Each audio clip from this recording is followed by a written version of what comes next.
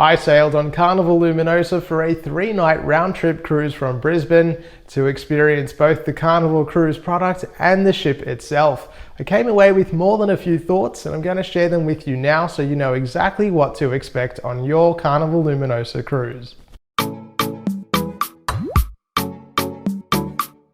I'm Adrian, the Cruise and Travel Guy. I produce cruise-related videos every week, so please make sure you hit that subscribe button and notification bell to stay up to date. Carnival Cruises is one of the world's largest cruise lines, with well over 20 ships in its fleet and more on order. Carnival Luminosa is one of the newest additions to their fleet, but was not specifically built for Carnival Cruises. Instead, she was launched for Costa Cruises as the Luminosa in 2009. She's a hybrid Spirit class vessel, making her somewhat similar to Carnival's own Spirit class ships. Despite being one of the smaller ships in the Carnival fleet at 92,000 gross tons, she still has a capacity for over 2,200 guests and has a complete array of accommodation options from suites to balconies, ocean views and interior staterooms. Plus she has 23 accessible rooms across a variety of cabin categories. As part of her conversion, the ship entered dry dock in late 2022,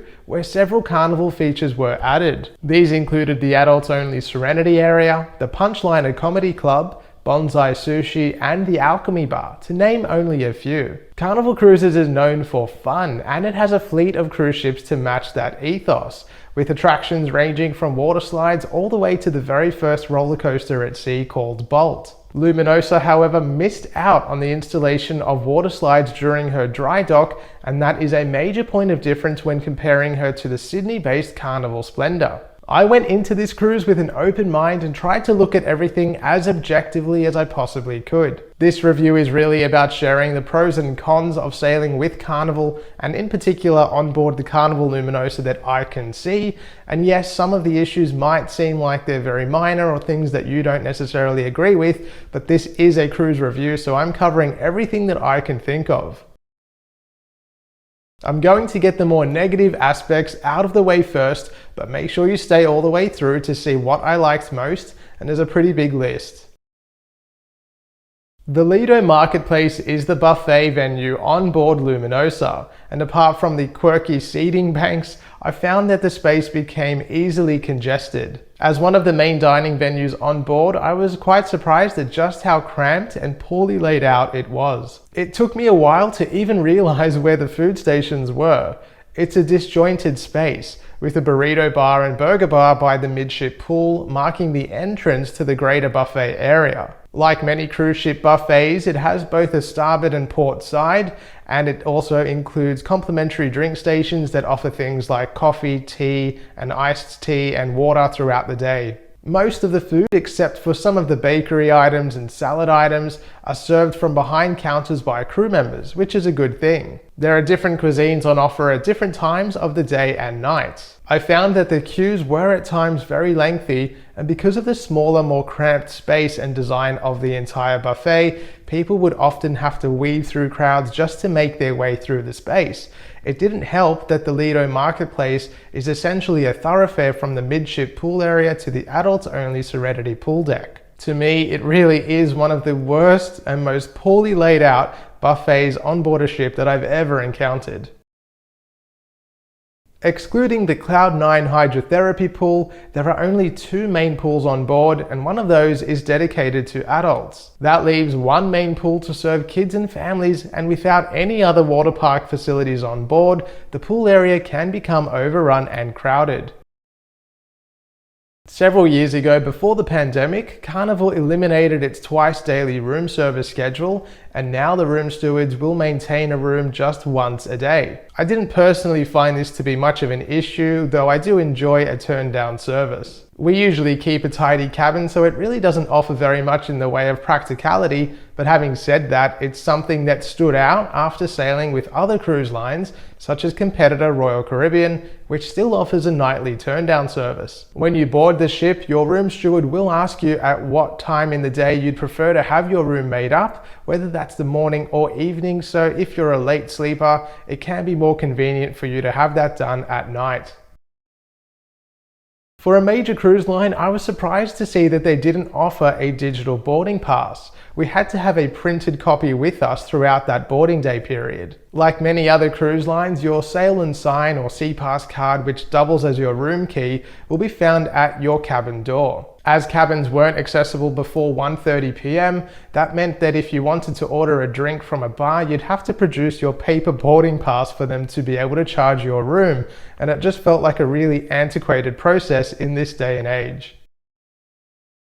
If you're familiar with cruising, you're probably familiar with the washy-washy people. They tend to stand at the entrance to dining venues, particularly the buffet, and remind everyone that good hygiene is a virtue. There was no one on board Luminosa doing this, and more disturbing, it was quite difficult to actually find hand sanitizer stations. There were some in the buffet, but none like the number that I had seen on other cruise lines last year. There are also no hand wash stations at the entrance to the buffet, and that's something that I would like to see installed in a future dry dock, as I'm sure many of you would agree with that point. One of my favorite sea day pastimes is enjoying a nice relaxed lunch in the dining room, but unfortunately that wasn't an option on board Carnival Luminosa. Instead of offering breakfast and lunch on sea days, the main dining room on board opens for sea day brunch. This is an extended dining service that runs from around 8 a.m. through to 12 p.m. with an admittedly large menu that has everything from your classic breakfast staples through to burgers and salads. Though the menu is comprehensive for a brunch service, it still was a bit of a shame not to be able to enjoy a nice relaxed sea day lunch in the dining room. At 90,000 gross tons, Luminosa, at least for me, is really in that size sweet spot. She has 3 main elevator banks, forward, mid and aft, making it easy to get around. However, I found her top decks to be strange. The layout was nothing like I had really seen before. There seemed to be alcoves that would end with a heavy unmarked door that would either lead you inside again or onto an outer walkway. There were ramps and small staircases on the top decks, and it was just something that I hadn't really seen before and definitely picked up on. In general though, I found her internal layout to be pretty easy to navigate and get the hang of. I also liked the added feature of the floor number being emblazoned on the carpet at the stairwell and elevators. This is without a doubt the most subjective content matter in this video, but I really struggled to get past some of the design choices on board. The worst of it for me was the Lido Marketplace. Already feeling kind of cramped and squashed, the dark ceiling and the strange timber plywood house structures with those seating banks just made the whole area feel even more squished than it needed to. Whilst some of the public spaces, especially the Alchemy Bar, Piano Bar, Galleria shops and main theatre were all actually quite warm, inviting and charming, I couldn't help but think some of the furniture looked like it had come straight out of a 90s sitcom set. The worst and most offensive design atrocities, however, were in my very own Cloud9 Spa balcony stateroom. With walnut veneer, yellow walls, red trims, a red vinyl lounge and burgundy carpet, I enjoyed an emotional journey that began with shock, grew to horror, and finished solidly at absolute joy when I realized that whoever picked those finishes was clearly having a joke. For a stateroom type that's linked to the concept of a relaxing Cloud9 Spa experience, I certainly hope they do a big overhaul on those cabins and refresh them with something a little bit more neutral. It's really not all bad news though, and here are my favorite things about the Carnival Luminosa. There are so many food outlets on board. For a ship of her size, I was truly taken aback at the number of complimentary dining venues. I really enjoyed the variety on offer, from the burger and burrito bars to the deli and the pizzeria, which is open daily until 3 a.m. for those of you seeking a late night snack. And it was good pizza too. There was even a barbecue area open for lunch and complimentary soft serve available till late every day. That's in addition to the excellent main dining room brunch and dinner service. And a special mention goes to the classic Bomb Alaska parade that occurred in the main dining room on the final night of the cruise. The retro throwback really brought a smile to my face and made me think of my early cruising days on ships like the Fair Princess, Pacific Sky and Pacific Sun. On the specialty dining front, both Fahrenheit 555 and Sapori Cucina, my best Italian, were both great options, as well as Bonsai Sushi, a high tea service, and then even a seafood offering in the Lido marketplace.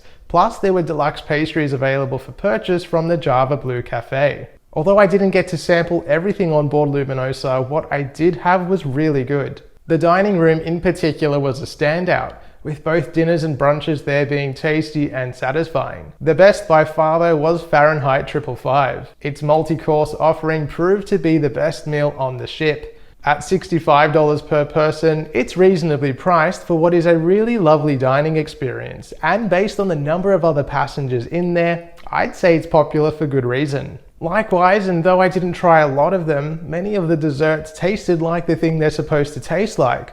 I'm so used to cruise ship desserts, especially in the buffet, looking like every color of the rainbow but then just tasting like generic sweetness. These desserts were good and they tasted like they should.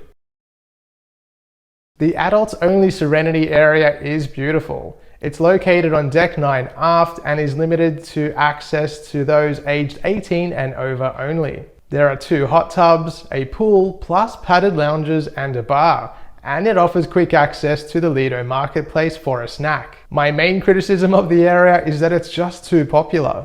In particular, the lounger pods would be occupied by early morning and stay that way for the entire day. There's also not much in the way of shade except for those pods. On the plus side, the pools were open till quite late, so if you did miss out during the day, you could potentially enjoy a late night dip. The Sunset Bar, located just above Serenity, is another top-notch venue. With a modern, cool, clean design, it almost doesn't match the rest of the ship, but it was definitely a place I enjoyed. Without a doubt, one of the best features on board is the Carnival Hub app, with one of the highlights being the restaurant check-in service. Flexible anytime dining has been a mainstay for cruise lines for well over a decade now, but it's not always well executed. It seems like everyone always wants to go to dinner at 7 or 7:30, and we know what happens there. Carnival have circumvented this issue by creating a digital check-in system. All guests can use the system for the sea day brunch, and guests that have selected anytime dining when booking their cruise can use the system for dinner. It's as simple as opening the app, going into the dining section, and indicating that you're ready for a table. You can even add guests that aren't in your reservation group, and you can choose whether or not you wish to share a table. The request is processed, and once your table is ready, you'll receive a notification with your table number telling you that it's time to head to the restaurant. Your table is held for 10 minutes. I really hope other cruise lines institute this type of system. It certainly took the hassle and anxiety out of dinner time if you've picked anytime dining, and I would much rather wait in another lounge venue or a bar, even if it takes 30 minutes to get your table allocated. It's a nice alternative to standing in a queue. The app also made it easy to see what was going on every day and add those items to your daily planner. Plus, you could use the app to place an order for a food delivery that would be brought to your stateroom or even a public location. Unlike Princess's medallion technology though, it doesn't have the ability to track you, so you do need to stay put while your food is delivered. Food pricing was also available in the app. On the downside, on the last morning of the cruise, even though breakfast was still being served in the main dining room, upon opening the app, it forced me to log out, and it did that to everyone else as well. Even though we were still on board and technically enjoying our last morning on the cruise, it really felt like we were just being pushed off as soon as that little sign came out that just said, "You're being logged out." The internet on board is one of the fastest that I've ever experienced. I opted for the premium internet plan and would easily achieve 30 plus megabits per second download speeds, even in peak usage times. I was truly surprised that it was that good. You can pre-purchase internet at a discounted rate in your cruise planner before the cruise, or you can also purchase it on board. Despite looking like the inside of a hot dog's nightmare, the generous layout of the room was something that I definitely appreciated. The bathroom was large with a long vanity area and a spacious shower, and the addition of a decently sized lounge provided another space to expand into. Compared to something like a standard balcony stateroom from Princess Cruises, the Carnival Luminosa wins hands down when it comes to space. Plus, the regular color scheme in the non-Cloud9 spa rooms is much more palatable. And in retrospect, I wish I had booked a standard balcony room. What can I say? Aesthetics get to me. With many cruise lines having moved to a digital muster system and others now going back towards a more traditional emergency drill, Carnival has what I would call a hybrid system. Instructional videos are played via the Stateroom TV or the Carnival Hub app, and once you get on board, you head straight to your muster station where a crew member will demonstrate the correct wearing of a life vest and other bits and pieces you need to know for emergency procedures. I thought it was a good compromise, without needing the whole ship to convene in one area for the drill, but still giving people that one-on-one attention to make sure that the emergency process is understood.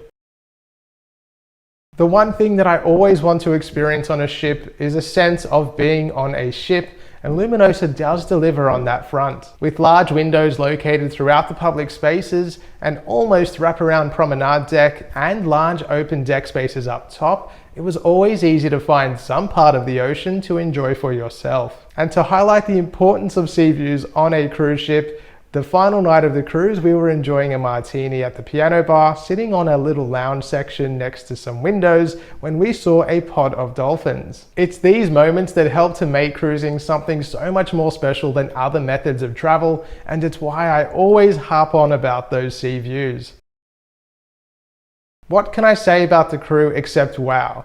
Everyone from the room stewards to the bartenders, the waiters and the officers were just exceptional. Their hard work is what makes our cruise experience, and on board Luminosa, they have one of the best teams I've ever seen at sea. Thank you to all of you who work on board cruise ships, and I know you work very hard to help make our holidays the fun experiences that they are.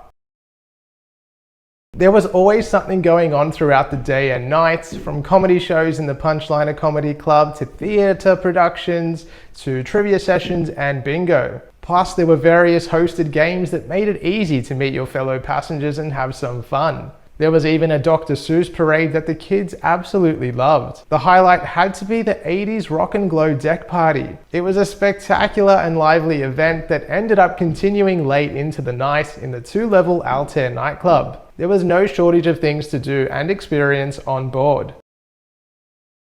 If you're booked to cruise on the Carnival Luminosa, go into it with an open mind like I did.